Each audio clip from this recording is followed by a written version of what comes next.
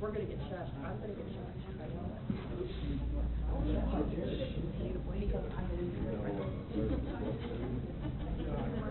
I want to make it 2 meetings without getting shushed. In a row? In a row. It's on the bill.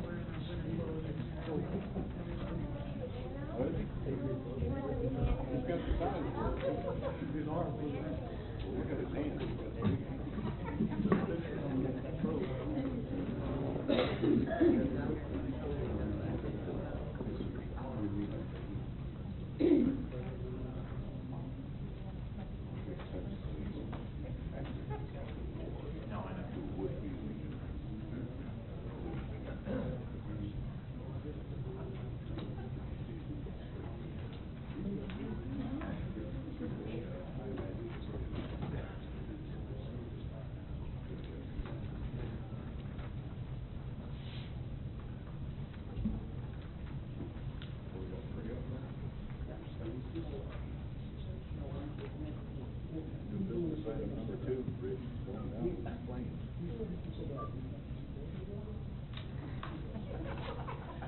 Okay, this thing right here gets in our way sometimes.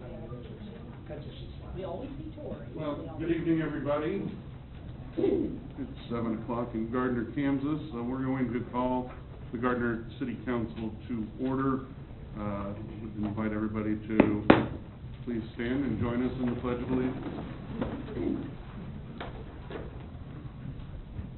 Pledge allegiance to the flag of the United States of America and to the republic for which it stands, one nation, under God, indivisible, with liberty and justice for all.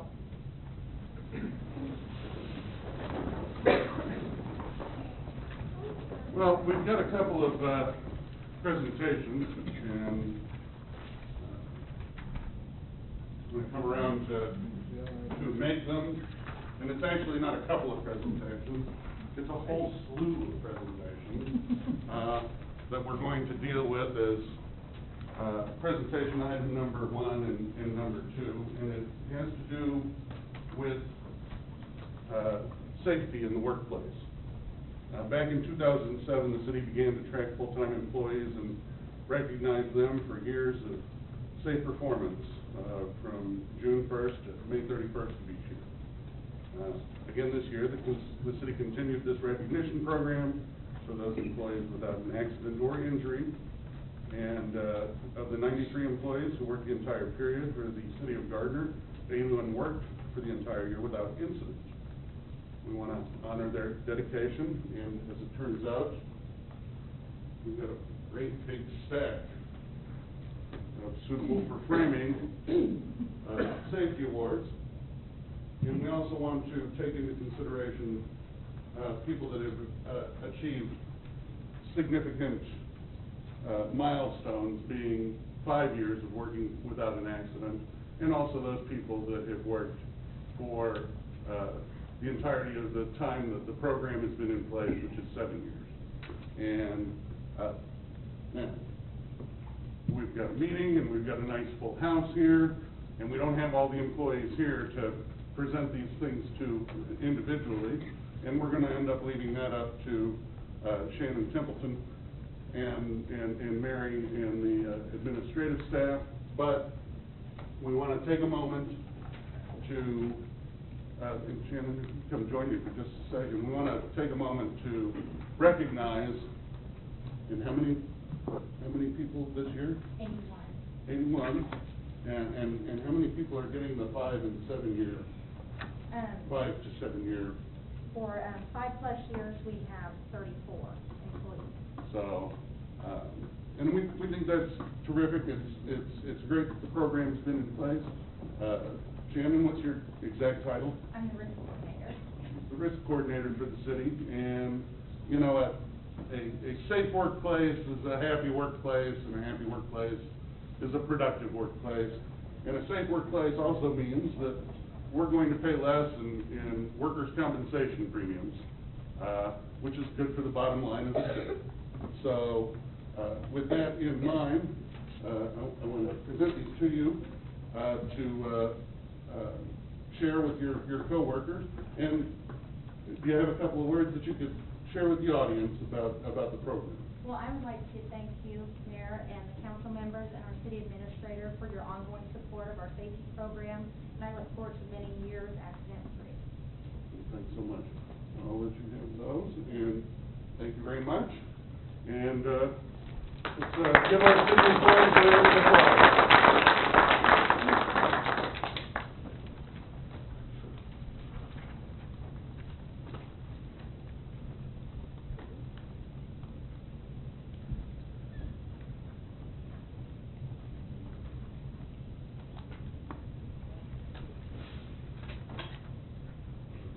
Some of you might have realized that we're missing a council member on the dais.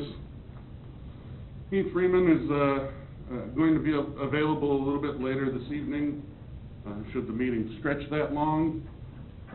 He is the head coach of his son's t-ball team, and he blames Jeff Stewart and his staff for rescheduling a rainout on a Monday night. You know, I know there's an awful lot more people playing besides the guys on Heath's team and young Peyton Freeman. I'm sure you did the best you could. So, with that being said, now I would like to open the floor for public comments.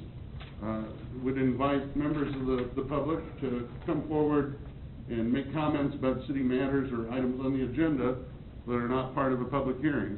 If you'd like to make public comments, when you step to the podium, please state your name and address for the record and be heard.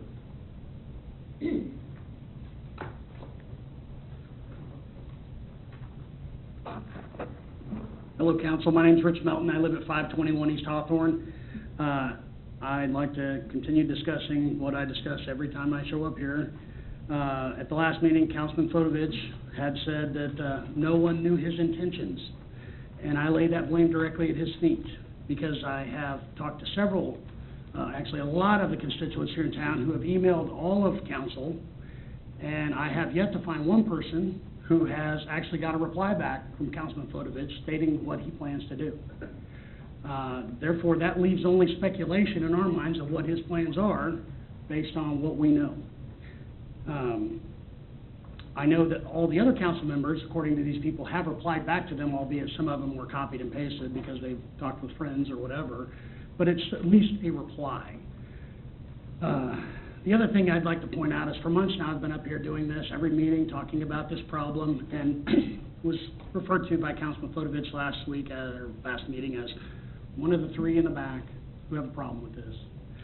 I would like to point out that since I've been doing this, not one person has come up here and defended Councilman Fodovich's ability to do this, or that they think it's right. With all the people that have heard about this and all the, well, press and everything else, I would think that even Mr. Fodovich could have one person, a friend, possibly come up here and defend him. We haven't seen that yet, and I really think you should think about that when you're making whatever decisions you're making this evening. Thank you very much. You're ready.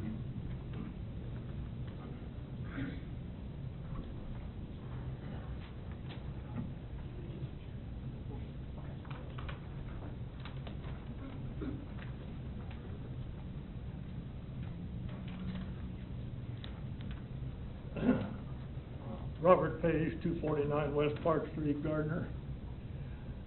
I got a couple things to bring up.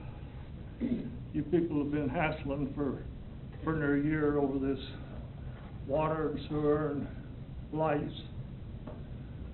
I've been around here a long time, over 70 years. The electric has always made money. In some cases, instead of using the money they make to upgrade the electric, they pull it off and put it on sewer, water, and streets. Well, then they turn the electric over to these people, and they got some people on that board that know how to run things. They're business people, and they know how to make money. And they're making it, and they're doing a lot of work on redoing lines that should have been done 20 years ago. And I think you should turn the sewer and water over to them.